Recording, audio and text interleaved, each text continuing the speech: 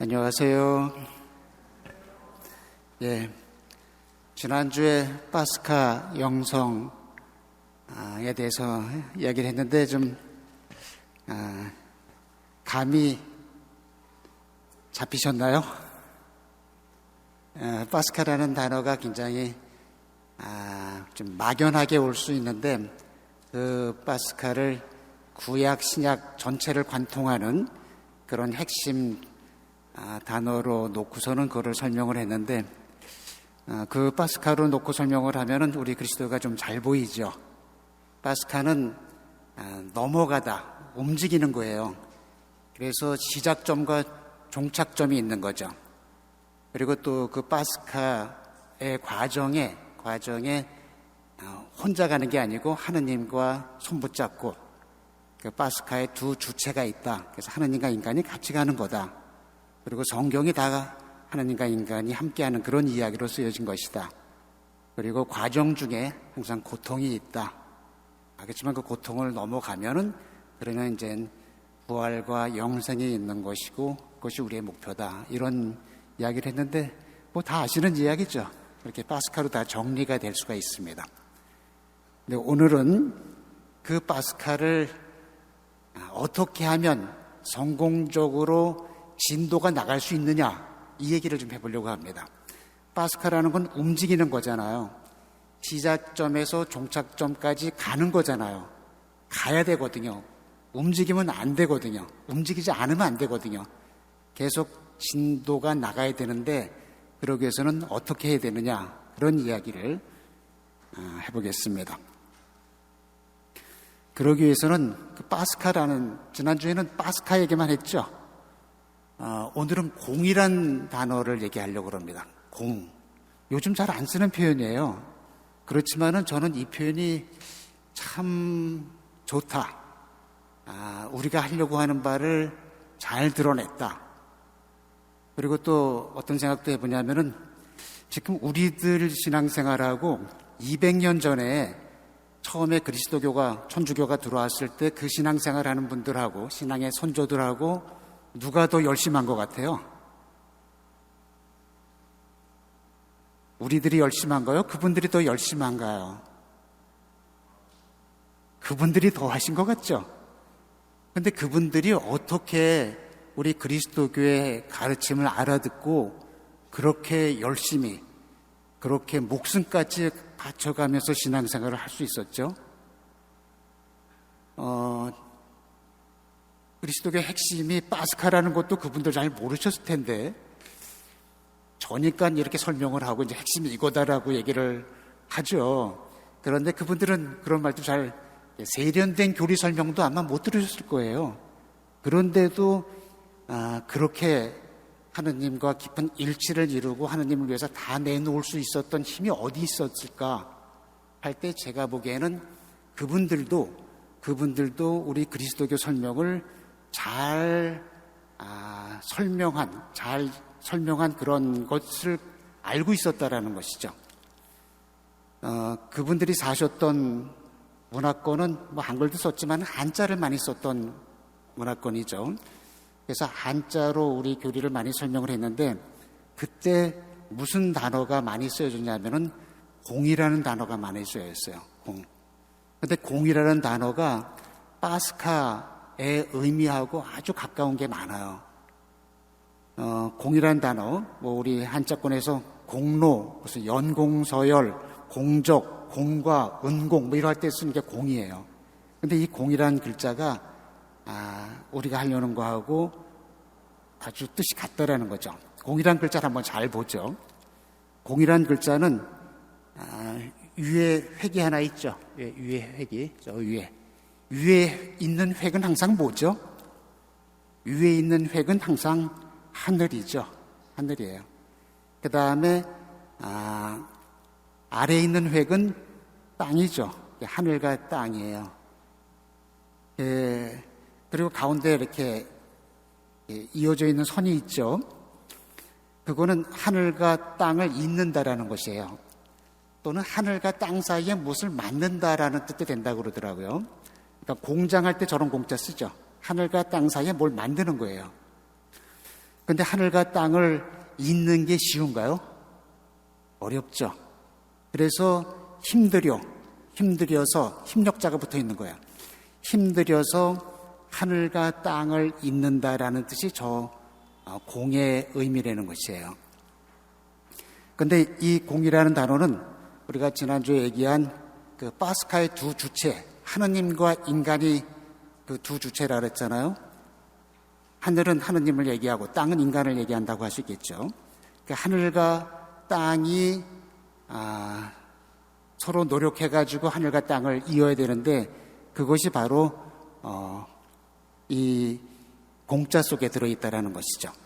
하늘과 땅이 이어지기 위해서는 하늘 쪽에서도 땅 쪽에서도 공을 들여야 한다는 것이에요. 하늘 쪽에서 공을 들인다고 할 때 하느님 신자 쓰는 신공이 되고, 사람 쪽에서 공을 들인다고 할 때 믿을 신자 쓰는 신공이라고 쓸 수가 있어요. 믿을 신자 옆에 사람 인변이 있죠. 그러니까 여기 사람의 쪽을 얘기하는 거라고 볼 수 있는 거죠.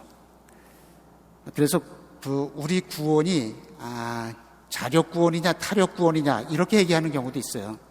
그런데 그 자력만으로 타력만으로 이렇게 얘기할 수는 없고, 자력과 타력의 공동 작업인 것이죠.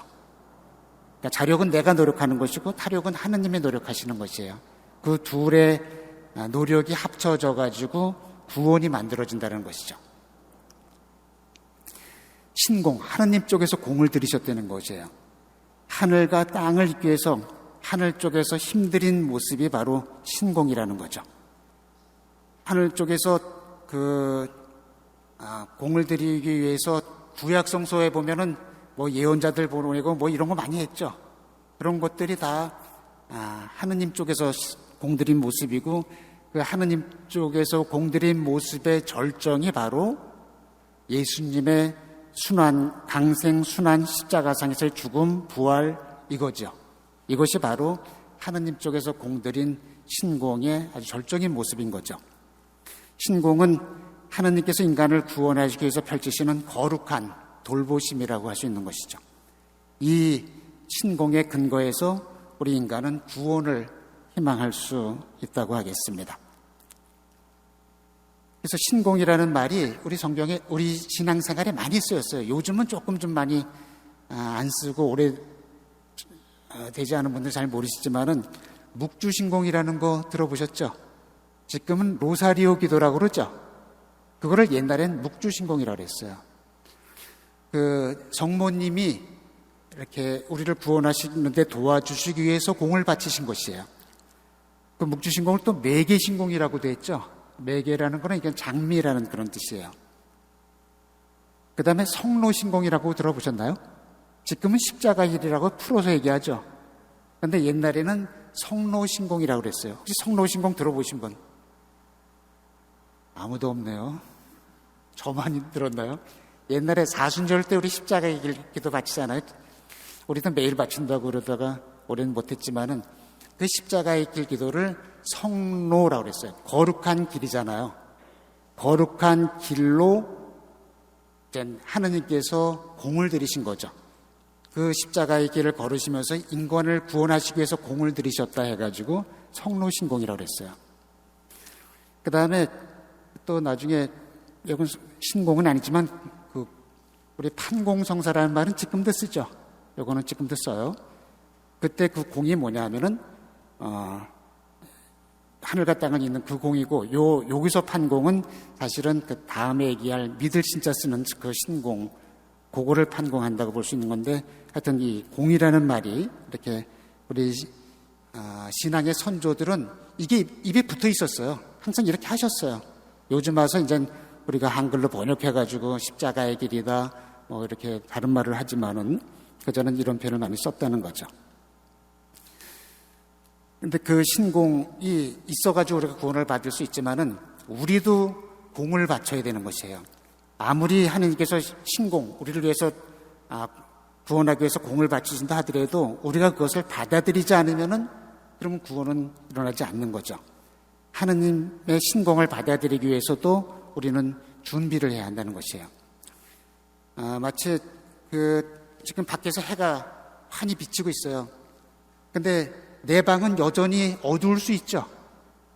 내 방이 환하려면은, 그래서 햇볕을 환하게, 햇살을 따뜻하게 받으려면은 창문은 열어야 될 거 아니에요. 창문을 열지 않으면은, 그러면은 내 방은 여전히 어두운 거예요. 아무리 햇살이 창문 밖까지 비친다 하더라도 내 방이 밝으려면은 창문이 열려야 되거든요. 근데 창문을 여는 것, 그거는 내가 해야 한다는 거죠.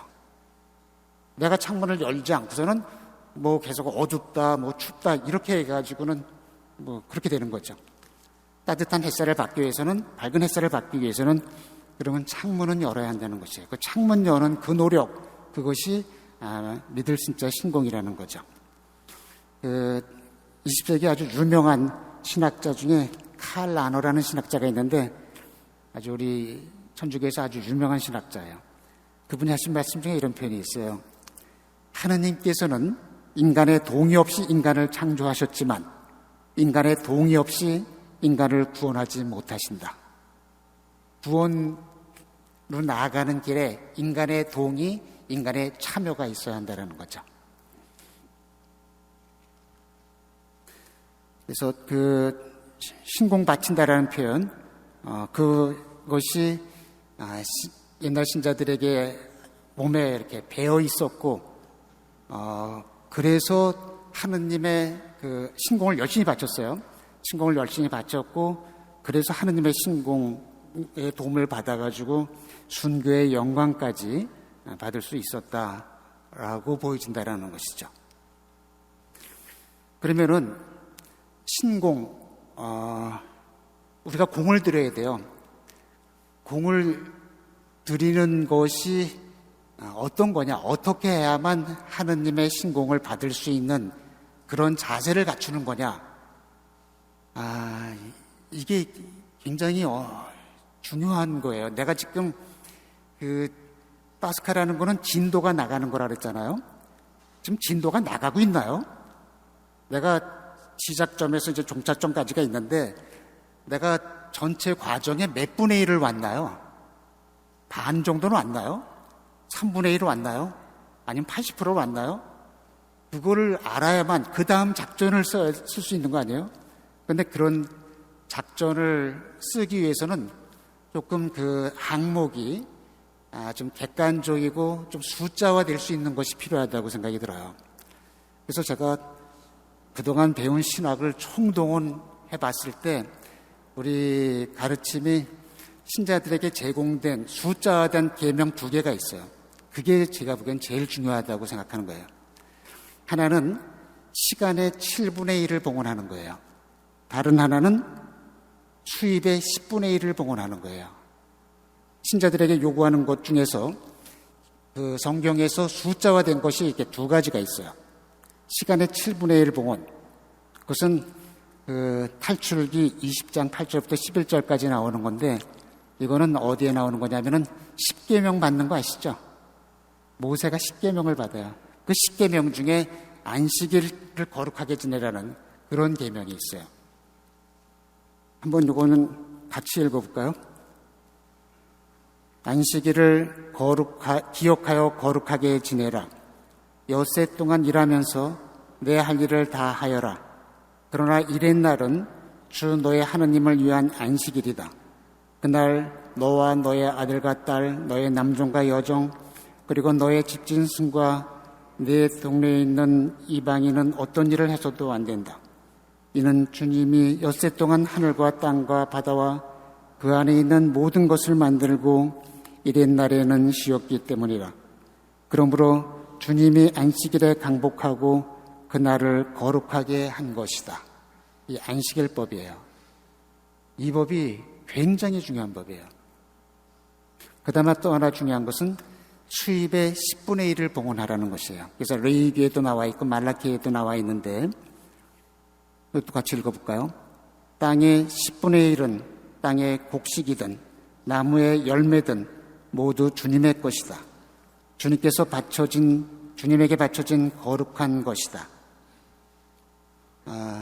이 2가지 계명이 숫자화되어 있어요.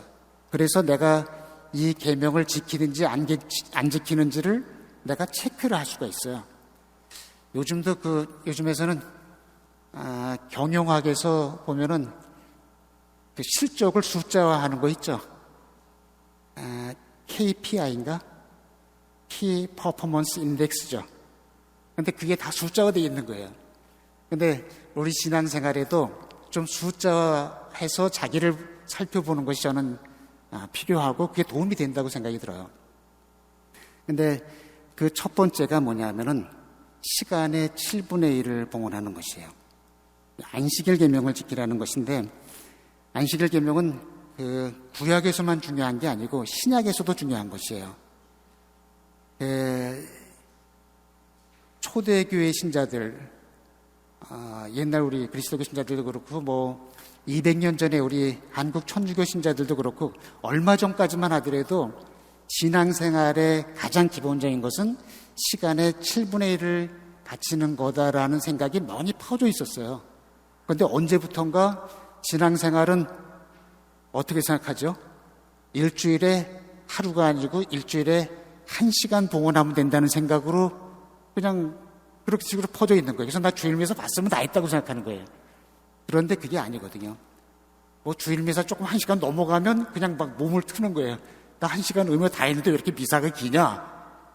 근데 일주일에 1시간이 아니고 일주일에 하루라는 거죠. 이게 하느님과 사귀기 위한 기본적인 시간이에요. 그 파스카는 하느님과 파트너 돼서 같이 가는 거라고 그랬잖아요. 근데 하느님과 파트너 되기 위해서는 하느님하고 데이트 시간이 필요한 거예요. 하느님하고 사귈 시간이 필요한 것이에요. 그 사귈 시간이 시간의 7분의 1이다라는 것이죠.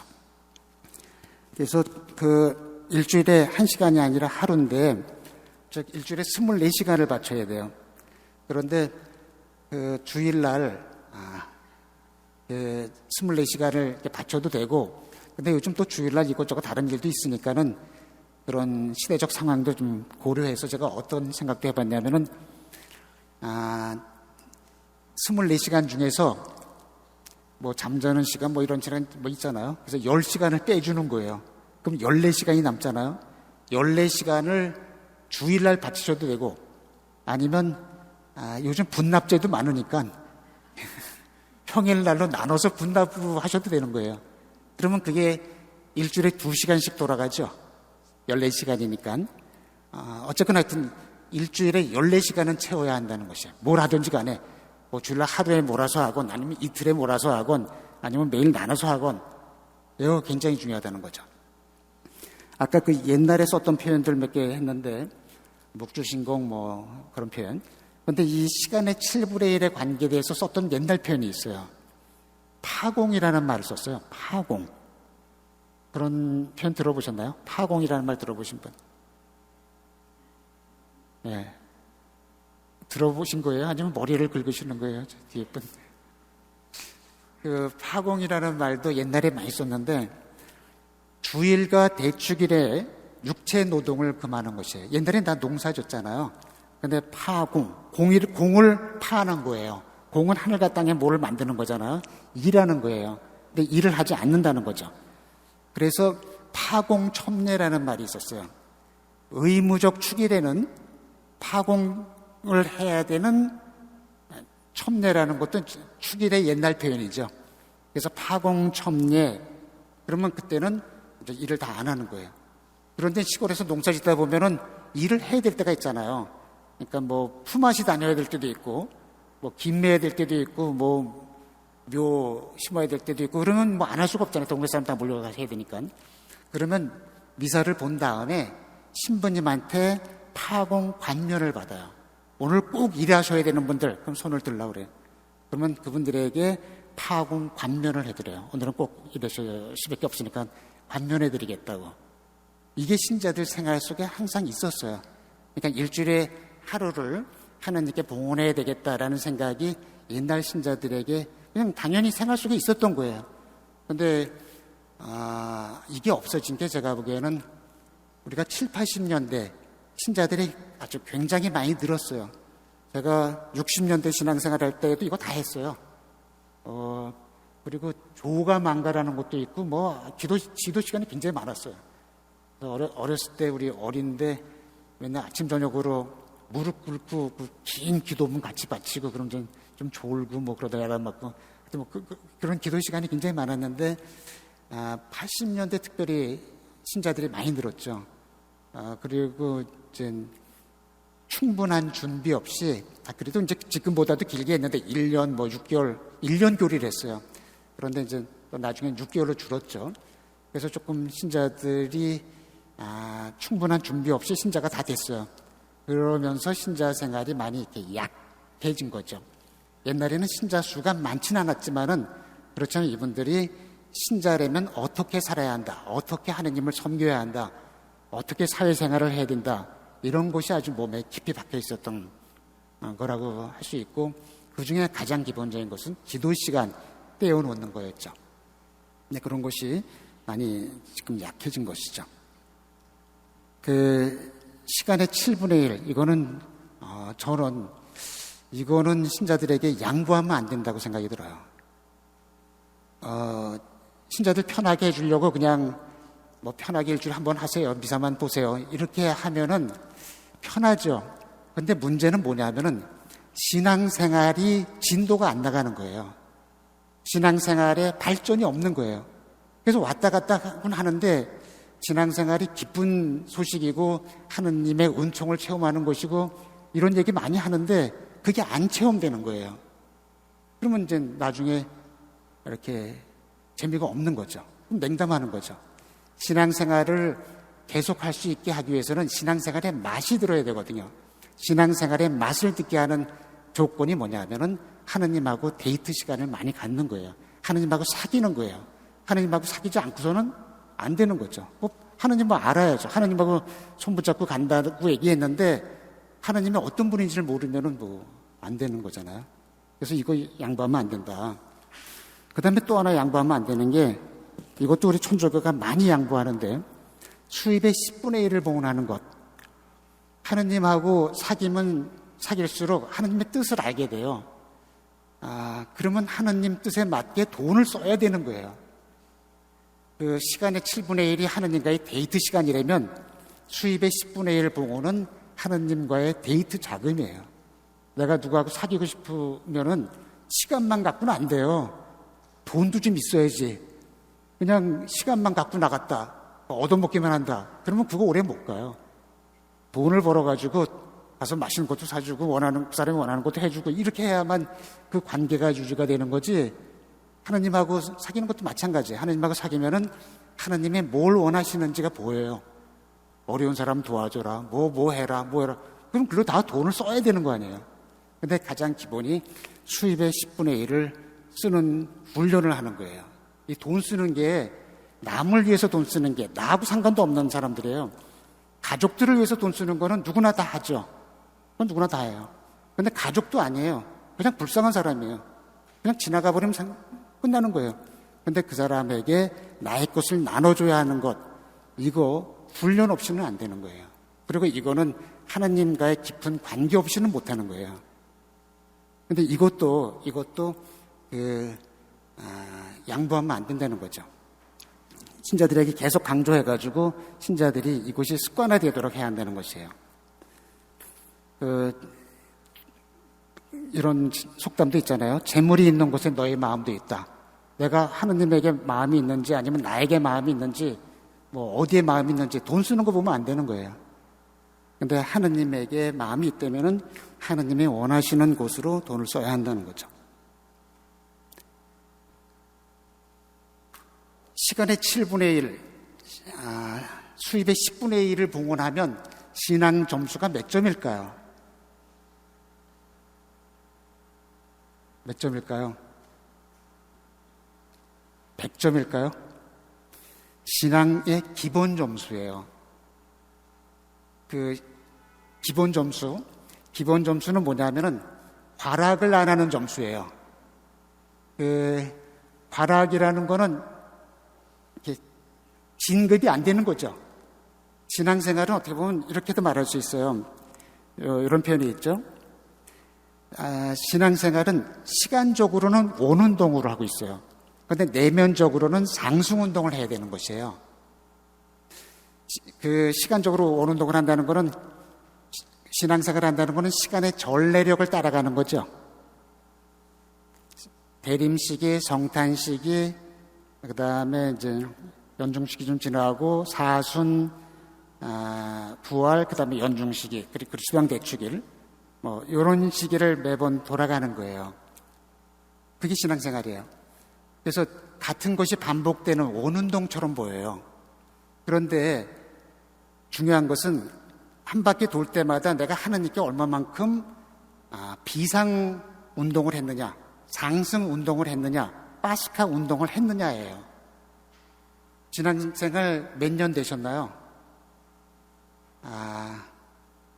30년 이상 되신 분 손 들어보세요. 30바퀴 이상 도신 거예요.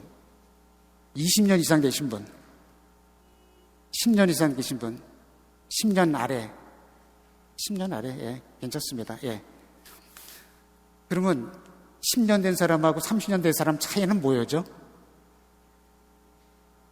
10년 된 사람은 적어도 10칸은 올라가야 되죠. 한 바퀴 돌 때마다 한 칸 올라가야 되는 거예요.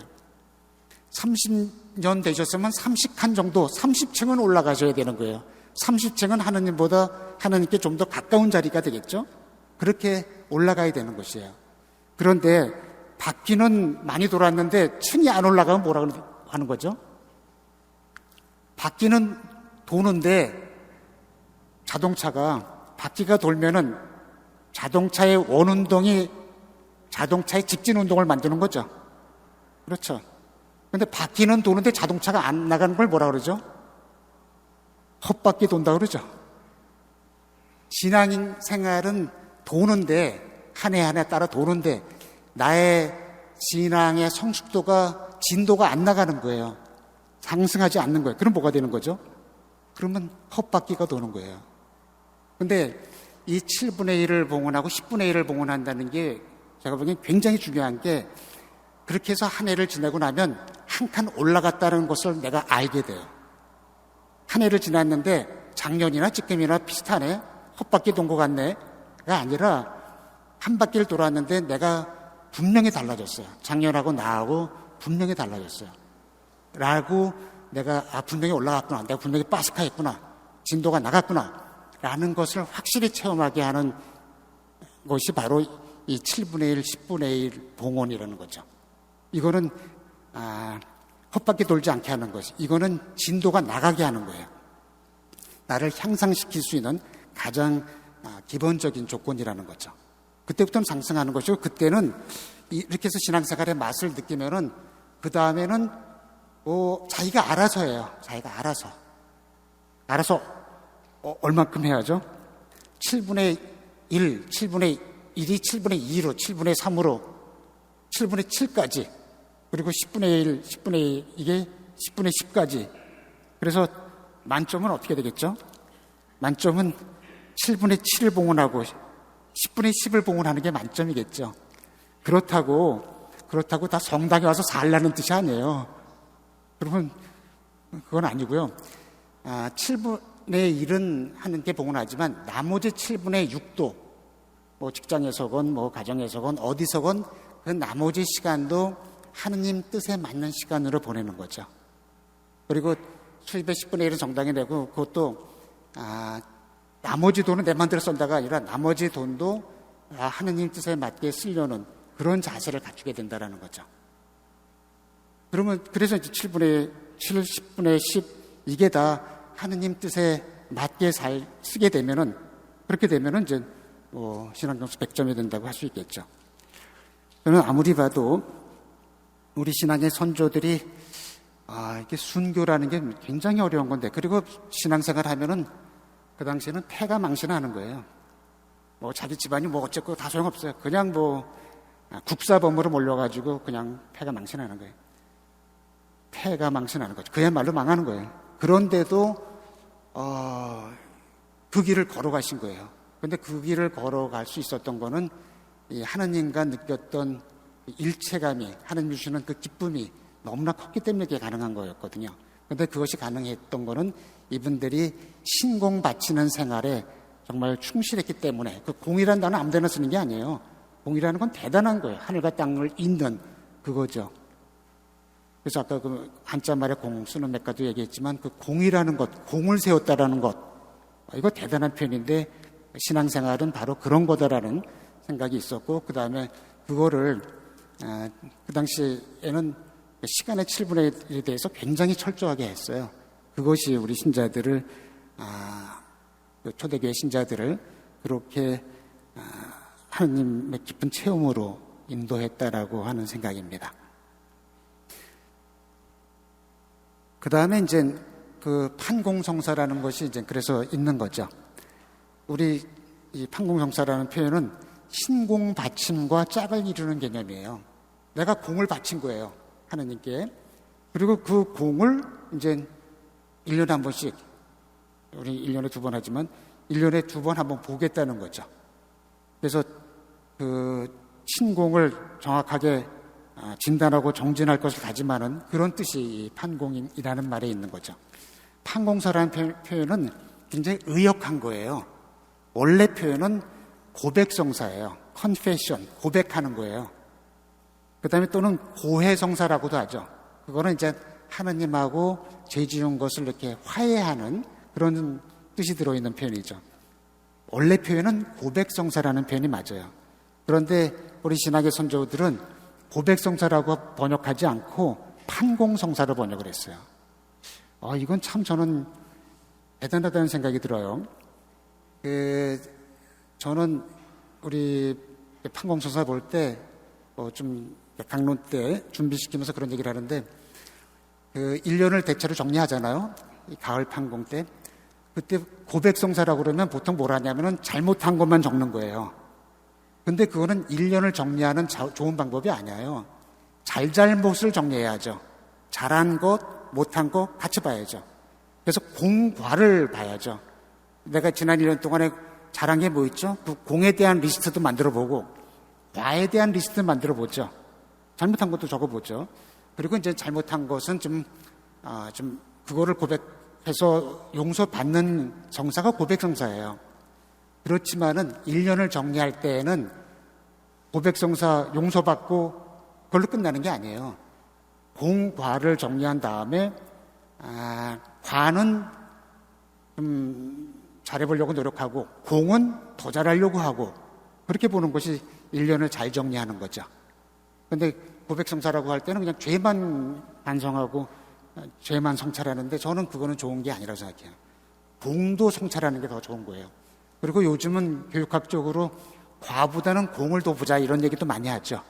근데 우리 옛날 분들은 벌써 공 쪽으로 보자는 거예요. 공. 과 얘기가 좀 없어요. 얼마큼 네가 잘했는지 그쪽으로 보면서 나를 점검해 보자라고 이름을 붙이셨는데 저는 그 기가 막힌 표현이라고 생각이 들어요. 지금도 이 표현은 그냥 쓰죠. 판공성사, 가을 판공, 봄 판공 이런 말을 쓰긴 쓰죠. 근데 그 판공이라는 말의 의미가 살아있으려면은 신공 바친 거하고 짝을 이루어야만 된다는 거죠. 그래서 신공 바치는 것, 그래야만 하느님의 신공을 내가 체험할 수 있다는 것, 그래야만 내가 파스카 진도가 나간다는 것, 이것이 우리 신앙생활의 가장 중요한 구조다라는 거죠. 지난 시간에도 파스카 구조 얘기했죠. 이번에도 그 구조 얘기예요. 근데 구조의 속에서 진도 나가는 건데 어떻게 하면 진도 나갈 수 있느냐 할 때 여러 가지 얘기가 있겠지만은 저는 그냥 간단하게 2가지 보자 이거예요. 시간의 7분의 1, 수의 10분의 1 이것만 보자는 거예요. 그래서 제가 그 전에 본당 신부할 때 이런 걸 만들었어요. 나의 신공. 내가 하느님한테 신공 바치는 거예요. 그래서 이렇게 만들어가지고 그게 이거예요. 이렇게. 사실은 제가 이거를 그 전에 좀 오래전에 이거 한번 썼어요. 제가 본당 신부할 때.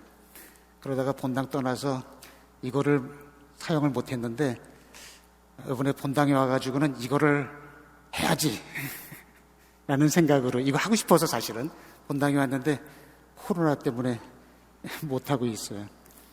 근데 신자들에게 이거를 해서 신공을 찾아보자, 받쳐보자 이렇게 하는 거예요. 그래서 이제 앞에 설명이 있어요. 이게 지금 어떻게까지 되는 설명이에요. 그 다음에 이제 하나하나 구체적으로 설명하는 게 있고, 이런 설명도 있고, 이렇게 만들었어요. 어떻게 하냐면은, 이게 1월 달이에요. 시간의 7분의 1을 바치는데, 이렇게, 요 위가 이게 X축이죠. 그게 1일, 2일, 3일 이렇게 쭉, 이렇게 X축으로는 하루가 있고, 그 다음에 요 Y축으로는, 이렇게로는 시간의 7분의 1을 받추는 거에 항목들이 있어요. 그래서 위의 항목들은 기도 항목들이고, 아래 항목들은 활동 항목들이에요. 그리고 그 항목들을 어느 날 몇 분씩 했느냐, 이걸 다 적는 거예요. 그러면 요 밑에 소개를 적는데 하루에 몇 분 했다는 게 나오죠. 그러면 요 밑에 끝에 월계를 내는 거예요. 그래서 그 월계를 보면은 그 1월달 총 시간이 1월달이 31일까지 있잖아요. 24시간씩 해가지고 744시간이에요. 그 중에서 이제 7분의 1 시간이 얼마냐 하면은 62시간이에요. 그러니까 1월달에 내가 62시간을 봉헌해야 되는 거예요. 그런데 나의 봉헌 시간은 얼마냐? 이제 자기가 정리해서 이렇게 써보는 거예요. 여기다. 그리고 2월달도 있고 3월달도 있고 뭐 이런 식으로 해서 12달을 이렇게 만들었어요. 그 다음에 수입의 10분의 1도 적어보자. 그래서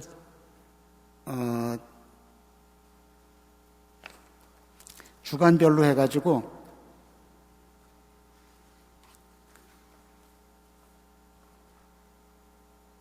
주간별로 내가 정당 헌금은 얼마나 했고, 그 다음에 이웃사랑, 또 자연사랑 이런 것들은 얼마나 썼고, 이걸 다 적어보자. 그래서 월별로도 적고 자기가 다 적어보는 거예요. 그리고 이제 연말에 결산을 하는 거죠. 그래서 뭐라고 써있냐면 나의 신공은 곧 나의 판공입니다 이렇게 써있죠. 그래서 시간 누계, 7분의 1 시간 누계, 그 다음에 10분의 1 누계 이렇게 해서 고생을 하고 나면 그러면 저절로 주님 감사합니다가 나오게 된다 라고 해서 이렇게 돼 있고, 밑에 이렇게 칸은 제가 이거 끝나고 나면 제가 도장 찍어 드리는 거예요. 이렇게 하려고 했었어요. 그러다가 이제 끝을 못 보고 그 본당을 떠나는 바람에 다 하진 못했는데, 이게 1년짜리 계획인데 한 반 정도는 봤어요. 제가 하시는 거를. 그 다음에 중간 결산도 조금 해보곤 했는데, 하여튼 신자분들이 상당히 이렇게 이미 이렇게 하시는 분도 계시고, 또 여기에 자극받아가지고 이렇게 열심히 하시게 된 분도 계시고, 대체로 좀 좋다는 평을 좀 받았었습니다. 이걸 자세히 좀 보면은 시간의 7분의 1 봉헌을 위한 도움 말씀 해가지고, 도대체 시간의 7분의 1을 봉헌해야 되는데, 주일날 하루 14시간이든지 아니면은 평일날 2시간씩 나누든지 뭘 해야 될 거 아니에요. 그래서 그 항목들을 좀 제안을 해드렸는데, 시간의 7분의 1 봉헌을 위한 하나님과 사귀기 위한 거예요. 그럼 기도가 우선 기본이겠죠. 근데 기도만이 아니고 활동도 있는 거예요. 하나님께서 원하시는 활동도 해야죠. 그래서 주일 및 평일 미사 참여하는 것, 그 다음에 성경 읽기 하는 것, 그 다음에 성경 쓰기 하는 것. 이 성경 쓰기가 그때는 없었어요. 이 성경 쓰기를 제가 이걸 시작하면서 제가 있었던 성당에서 처음 시작했어요. 신자분들에게 성경 쓰기를 해봐라. 그때 성경 쓰기, 성경 읽기, 성경 공부가 그때 좀 있었어요. 그런데 성경 쓰기는 없었어요. 그런데 성경 쓰기가 이게 굉장히 큰 거거든요. 성경 말씀이 뭐 그렇게 어려운 게 없어요. 뭐 그렇게 열심히 공부할 것도 없어요. 그게 무슨 내용인지 딱 보면 알잖아요. 그런데 성경 말씀이 어려운 거는 이해가 안 돼서가 아니고 그 말씀대로 살기가 어려운 거죠. 그래서 그 성경 말씀이 내 안에 이렇게 체화된다 그럴까? 그게 어려운 거지. 그 말씀 뭐 얘기를 다 알죠, 뭐. 근데 체화시키기 아주 좋은 방법 중에 하나가 필경하는 거예요. 근데 이거는 다른 종교에는 오래된 전통이에요. 근데 우리 한국교회에서는 좀 없었죠. 옛날에는 필경이 기본이었죠. 또 성경을 인쇄가 안 됐으니까 중세 때에는 이 성경을 만드는 것이 다 필경으로 한 거죠. 수작업으로. 그걸 다 수도자들이 하고 그렇게 했어요, 옛날에는. 근데 이제 근대로 들어오면서 인쇄술이 발전하니까는 그냥 인쇄된 성경을 받아보면 되니까 신자들에게는 성경 쓰기가 별로 이렇게 퍼지진 않았어요. 그런데 제가 보기에는 이 성경 쓰기가 굉장히 좋겠다고 해가지고 신자분들에게 한번 성경을 쓰시라고 권유를 했어요. 성경을 써봐라. 그러면은 굉장히 다르실 거다. 그래서 시작을 했는데 기억나는 게 그 성경을 써서 이렇게 해놓으면 지금은 많은 분들이 하세요. 그러면 그게 집안의 가보가 된다. 그리고 그 성경 쓴 거는 그냥 쉽게 못 버리고 오래 갈 거니까 뭐 100년도 갈 수 있으니까 좋은 종이로 써야 된다. 그리고 그 종이가 시간이 지나면 삭아요. 그리고 이 펜도 볼펜으로 쓰면 볼펜이 번져요. 그래서 사실 제일 좋은 거는 한지에다가 붓을 쓰면 그건 1000년 간다. 라고. 근데 요즘 한지에다 붓을 쓸 사람이 별로 없잖아요. 어쨌건 이제 그런 얘기도 하고 그랬더니 그래서 이제 분위기가 조금 쓰는 분위기가 됐어요. 근데 어떤 분이 남자분인데 나한테 와가지고는 초등학교 때 중학교까지 이제 붓글씨를 썼다는 거예요. 그래서 한번 붓글씨를 쓰고 싶은 생각이 든다는 거예요. 갑자기. 그래서 정말 하시겠냐 그랬더니 하고 싶다는 생각이 드네요. 그럼 해보시라고 제가 한지를 사다 드릴 테니까. 그래가지고 인사동 가서 한지를 사다 드렸어요. 그랬더니 그분은 이제 빼도 박도 못하는 거냐. 내가 한지를 공책을 사다 드렸으니까. 그래가지고 그분이 이제 그 마태복음을 주셨어요. 한 40일이 지난 다음에, 그전에는 저한테 와서 얘기도 안 하고 그러다가 40일이 지난 다음에 저한테 왔어요. 신부님, 마태복음을 끝났습니다. 하루에 8시간씩 썼습니다. 마태복음에 있는 한 글자가 16만 자래요. 저는 그렇게 많은지 몰랐어요. 근데 그 글자가 마태복음이 16만 자라는 거예요. 근데 그 옛날에 붓글씨를 대면은 밑으로 줄친 거를 칸을 대야 되잖아요. 그리고 이렇게 그 밑에 비춰져 있는 그 칸에 맞춰서 한자 한자 쓰는 거거든요. 그렇게 해가지고 쓰는데 20일은 죽는 줄 알았다는 거예요. 온몸이 다 아프고 그냥 뭐 자기가 뭘 쓰는지도 모르는데 가끔 빨리 이제 끝내야 되니까. 근데 20일이 지난 다음부터는 몸이 풀린 거예요. 그때는 그렇게 고통스럽지도 않고 그 다음부터는 그 성경 말씀이 무슨 말씀인지가 다 알아듣겠다는 거예요. 무슨 말씀인지. 그 다음부터는 너무너무 쉽고 너무너무 이렇게 기쁜 시간이었다고 라고 하면서 그 40일을 파스카적 구조로 말씀하시더라고요. 앞에 20일은 너무너무나 고통스러웠는데 뒤에 20일은 너무나 기쁜 시간이었다고. 그 다음부터는 그분도 그냥 부인 쫓아다니는 남자 신자들 많잖아요. 그분도 그런 신자였어요. 그런데 그 다음부터는 그걸 쓰고 난 다음부터는 신부님 말씀이, 강론 말씀이 다 알아듣겠다는 거예요. 그리고 미사 경본 소리도 다 알아듣겠고, 그리고 그 신앙의 언어가 아주 가깝게 느껴지게 됐다고 그러더라고요. 그 다음에 또 뭐 다른 복음도 또 쓰고 싶다고 그래가지고 다 사다 드렸어요. 그래서 그분이 이제 4복음서를 다 썼는데, 그분만이 아니고 다른 분들도 많이들 쓰셨고, 그거 쓰면서 뭐 여러 가지 좋은 것들이 많았는데, 어떤 분들은 아빠가 책상에 앉아서 글을 쓰는 거예요. 그걸 애들이 본 적이 없거든요. 근데 아빠가 집에서 책상을 앉아서 글을 쓰니까, 성경을 쓰니까 애들이 공부하라 말할 필요가 없다는 거예요. 지들이 알아서 공부하는 거예요. 아빠도 공부하시니까. 뭐 그런 것도 있고. 그래서 하여튼 그거가 굉장히 본당 분위기를 좋게 만들었어요. 그래서 그때 그거 끝난 때쯤 해서 그때 부활 때인데 이거를 전시회를 했어요. 각자 쓴 거를, 각 집에 쓴 걸 다 갖고 와서 전시하자. 그 다음에 제가 평화방송하고 평화신문하고 가톨신문을 불렀어요. 이걸 기사화해라. 그래서 기사화했어요. 그 다음부터는 그냥 이게 들불처럼 퍼져가지고 지금은 뭐 어디서나 성경 쓰기를 하죠. 저는 굉장히 좋은 거라고 생각이 들어요. 근데 그걸 누가 시작했는지는 아무도 몰라요. 그래도 괜찮습니다. 제가 시작을 했지만은 하여튼 뭐 언제라도 할 수 있는 거죠. 근데 지금은 뭐 굉장히 좋은 자기 신앙을 다지는데 아주 좋은 방법이라고 할 수 있습니다.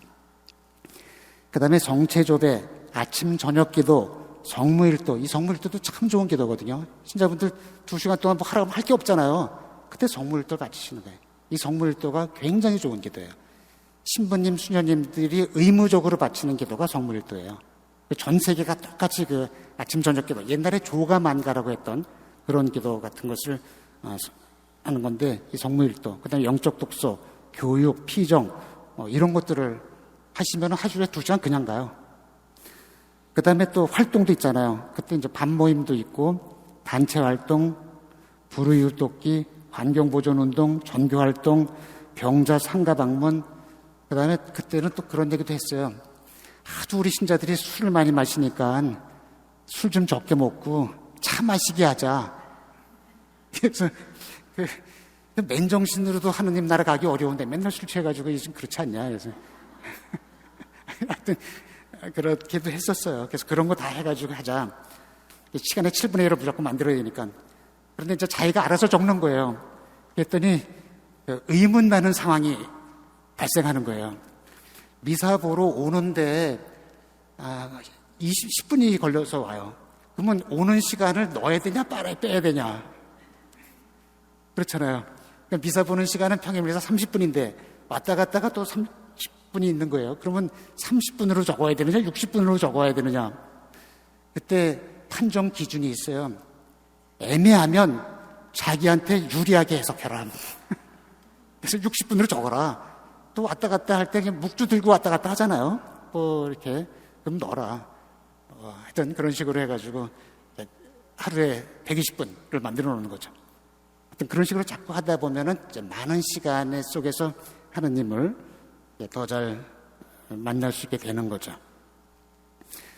그 다음에 수입의 10분의 1을 그 10분의 1을 봉헌할 때 꼭 성당에 10분의 1을 안 내도 하여튼 10분의 1은 무조건 떼어놓고 그것이 성당에 내는 부분도 있고 뭐 다른 단체 뭐 하는 것도 많잖아요. 그런 것도 다 포함하고 그래서 크게 보면 이웃사랑 그 다음에 또 그때도 자연 얘기를 제가 많이 해서 자연 사랑하는데 환경보존하는데 그때 쓰는 돈도 다 넣어서 하여튼 10분의 1을 넣어라. 무조건 10분의 1을 떼어놓고 하나님께서 원하시는 대로 써야 한다. 그런데 절대 빈곤 상태에 있을 때가 있어요. 진짜 어려울 때가 있어요. 그때는 10분의 1 봉헌 의무가 면제된다. 그때는 상관은 안 해도 된다. 그런 말씀도 드린 적이 있습니다. 그 다음에 초중고 학생들, 얘들 어떻게 할 거냐? 초중고 학생들도 저는 이거에 참여를 시켜야 한다고 생각해요. 그 대신 이제 하루에 2시간씩은 좀 어렵죠. 당연히. 근데 아이들이 하는 게 뭐냐면 그게 벌써 공부거든요. 그 공부할 때 그 공부가 같은 공짜를 쓰는 거예요. 그래서 학교 공부 때문에 이미 이제 그런 시간을 많이 보내고 있고 그것이 학교 공부도 하늘과 땅을 잇게 한 준비 작업이잖아요. 그래서 하루에 2시간씩은 아니고 그 대신 주일미사, 주일학교 교육 여기에는 참여를 하고 그리고 매일 10분씩 시간을 내서 기도 바치는 시간을 가지면 그럼 시간의 7분의 1 봉헌을 한 걸로 인정한다. 그 시간 매일 10분씩 기도하는 것, 10분씩 자기를 하나님 앞에서 되돌아보는 것 이거는 굉장히 중요한 거예요. 어린아이 때부터 이것이 생활 습관이 되게 하는 거죠. 오늘 하루를 살면서 잘한 건 뭐고 못한 건 뭐고 그리고 내일은 더 잘해보겠다고 다짐하고 뭐 10분도 안 걸려요. 그렇게라도 하라는 거죠. 매일. 시간의 7분의 1은 그렇게 맞추면 되고 그 대신 수입의 10분의 1은 어린아이 때부터 이거는 습관을 들여야 돼요. 용돈이 10,000원이면 1,000원은 무조건 떼놔라. 어떻게 조금 할 때부터 나 돈이 없는데 돈이 없으면 없는 대로 뛰어야 한다. 그래서 용건이 많던 조건 하느님 몫으로 떼어놓는 습관을 가지지 않으면 그러면 이건 나중에 어렵거든요. 그래서 이거는 아이들에게 계속 시키자라는 것이죠. 그래서 이 신공봉헌 이거는 하느님께 비상하는 길이에요. 이것이 이렇게 나의 생활의 습관화가 돼서 하면은 파스카는 움직이는 거라 그랬잖아요. 파스카는 비상하는 거라 그랬잖아요. 이 비상하는 것이 실제로 일어난다라는 거죠. 근데 이거를 몇 년간 해야 되느냐? 저는 적어도 이 공책 3년은 써야 한다 이런 식으로 그런 생각을 하는 이유는 하느님께서 우리한테 얼만큼 공을 들이셨느냐? 구약에서부터 상당히 엄청나게 공을 들이셨지만은 예수님의 공생활을 생각해 본 거예요. 예수님께서 공생활 3년으로 우리를 구원하시기 위해서 애를 쓰셨죠. 그러니까 우리도 3년은 애를 써서 한번 이렇게 이게 몸에 뵐 때까지 3년 지나면 이제 몸에 배요. 그때는 이제 이렇게 이거 안 써도 되는 거죠. 그래서 3년간은 해보자 이렇게 또 얘기를 했었습니다.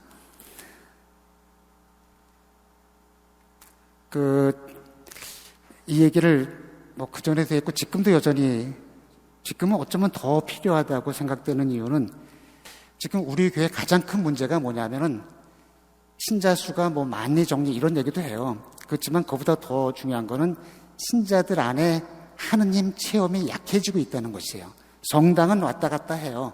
그렇지만은 자기 마음 안에 자기 생활 안에 하느님 체험이 약한 것이에요. 그러면은 이 신앙생활하는 맛과 재미가 없는 거거든요. 이 하느님 맛을 알기 위해서는 신앙생활하는 재미를 알기 위해서는 이 시간의 7분의 1, 수입의 10분의 1 봉헌 생활이 몸에 배게 해야 그래야 이게 된다라고 본다는 것이죠.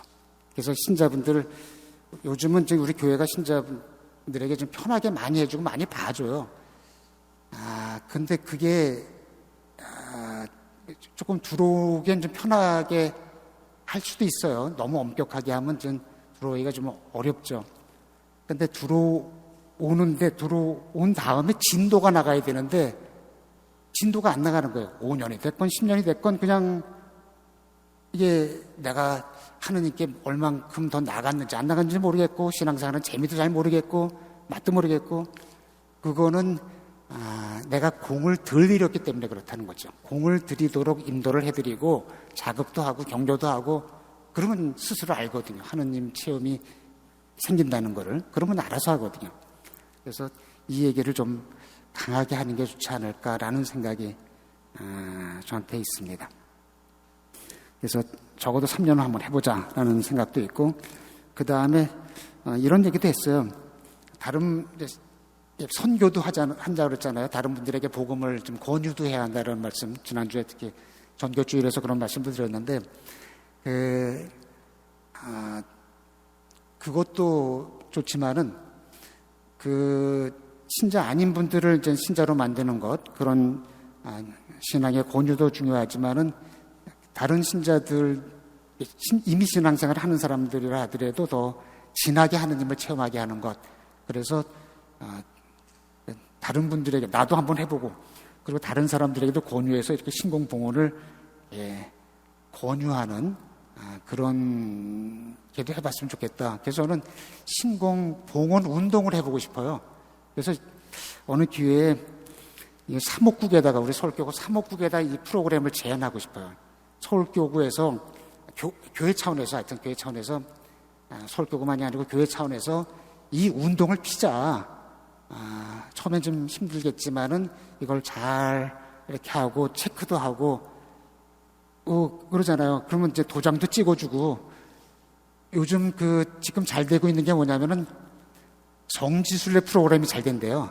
요즘 이제 코로나 때문에 조금 스톱됐지만은 작년까지 신자들에게 지금 유행하는 게 뭐냐면은 우리나라 성지가 한 150개 된대요. 그러면 가는 데마다 도장을 찍는 거예요. 그래서 그 도장을 다 찍으면은 근데 그 성지가 전국에 있기 때문에 어느 한 교구가 감당할 수가 없어요. 그래서 그거는 주교회가 담당해요. 그러니까 천주교 전체를 관장하는 데가 이제 한국 천주교 주교회가 있는데 거기에 그 성지순례위원회인가 그게 있어요.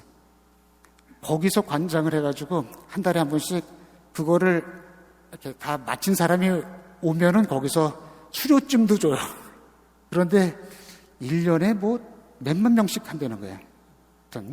하여튼 굉장히 많은 분들이 참여하고 있고 그게 유행이라고 그러더라고요. 저는 그렇고 비슷하게 신공동원 운동. 근데 내용은 확실해요. 시간의 7분의 1, 수입의 10분의 1 이거를 한다. 그러면은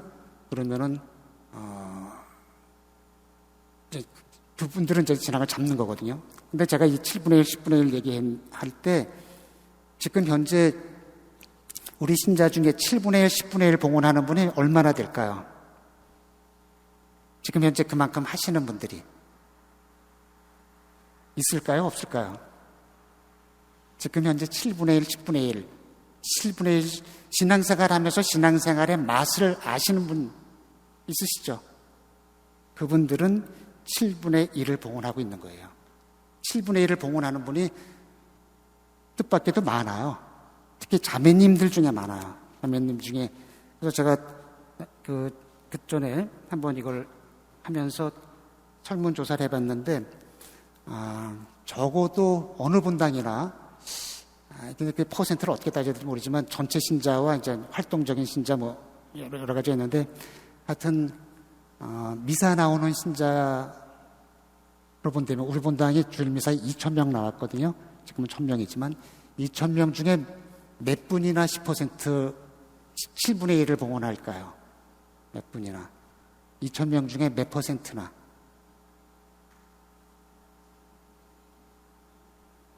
10%는 200명, 20%는 400명. 얼마나 될까요? 30%는 600명.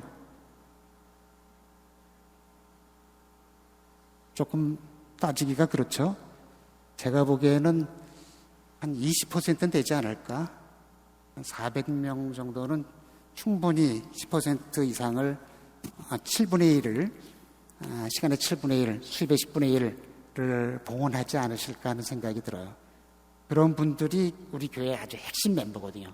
그런 분들은 흔들리질 않아요. 자기가 하느님과 함께하는 생활 속에 익숙해져 있어가지고 뭐 그냥 가는 거예요. 그 느낌을 알거든요. 근데 그분들의 숫자를 더 늘리는 것이 필요하다는 거죠. 이렇게 왔다 갔다 하는 신자, 또 냉담하고 있는 신자 뭐 많잖아요. 그런 분들에게 이런 것이 확산되면, 그러면 우리 그러니까 목표로 하는 이 하느님 나라, 그 다음에 거기까지 가는 파스카의 과정이 실제적으로 일어날 수 있다라는 것이죠.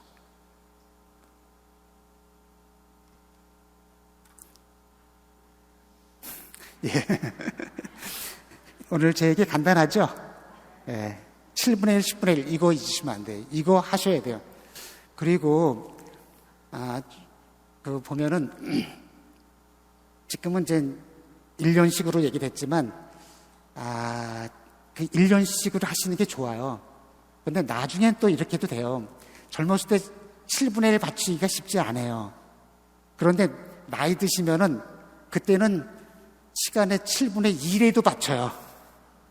그렇죠. 나이 드시면은 그때는 신앙생활을 더 열심히 하게 돼요. 그래서 그것도 좋아요. 그것도 좋아요. 근데 나이 드셔가지고 신앙생활 열심히 하시는 건 좋은데, 젊었을 때부터 하면은 훨씬 좋아요. 그리고 뭐 나중에 더 많이 뭐 기부도 하시고 다 좋죠. 근데 젊었을 때부터 하면 좋다라는 거죠. 근데 젊었을 때는 아까 청소년 때 7분의 1 요구하기가 어렵다 그랬잖아요. 또 30, 40대인 분들에게 또 7분의 1 요구하기도 어려워요. 그래도 젊은 분들도 뭐 일주일에 14시간은 못한다 하더라도 일주일에 그러면 나는 한 5시간만이라도 하겠다. 나는 3시간만이라도 하겠다. 이런 식으로 자기 시간을 주체적으로 좀 잡아가면서 자기 계획을 짜는 거죠. 이 파스칼 과정에. 그런 것은 필요하다는 거죠. 근데 이게 보면은 나중에 연세 드시면은 더 많은 시간을 사실은 신앙생활에 보내게 돼요. 그래서 전체적으로 7분의 1이 될 수도 있어요. 그렇지만은 하여튼 좀 더 주도적으로 그 역할을 이렇게 하셨으면 7분의 1, 10분의 1에 참여하셨으면 하는 말씀을 드립니다. 우리 여기 스테인드 글라스 이쁘죠? 저 성당 뒤편에 있는 스테인드 글라스예요. 지금은 안 보이지만 이게 천지창조고, 그 다음에 이번에 그 현진 카드 받으셨죠? 현진 카드에도 우리 본당 스테인드 글라스가 있어요. 그 스테인드 글라스는 우리 램프가 있죠. 이렇게 걸어서 올라오는 그 긴 복도, 그 복도 올라와서 이렇게 커브 틀 때 거기에 있는 그 스테인드 글라스인데 거기에 불꽃 같은 게 7개 있죠. 그게 성령 칠은 오순절 때, 성령 강림 때 성령 칠은을 상징하는 그 스테인드 글라스인데 그걸 넣어서 그 현진 카드를 만들었습니다. 아주 이쁘게 잘 만드는 것 같아요. 거기에 도장 4개 찍는 거 있죠? 4개인가 5개인가? 4개예요, 5개예요. 하여튼 도장 찍자 올 때마다 그것도 버리지 마. 4개? 5개. 마지막 날 참회의 절 그것까지 5번 찍어야 될 것 같아요. 근데 그것도 버리지 마시고요. 그것도 굉장히 중요한 자기 신앙생활의 한 단계에 올라갔다라는 그런 표시고, 거기에 내가 열심히 참여해서 강의 들었다, 공부했다라는 표시니까는 그것도 이렇게 버리지 마시고 그냥 갖고 계시면은 나중에 변진 받은 지 10년, 20년 지난 다음에 그때 뭘 했지 기억도 안 나요. 그런데 그 추석부 하나 보시면은 참석표, 그게 나로 하여금 그때를 다시 기억나게 하는 그런 걸로도 사용되니까는 잘 알고 계시기 바랍니다. 네, 마치겠습니다. 감사합니다.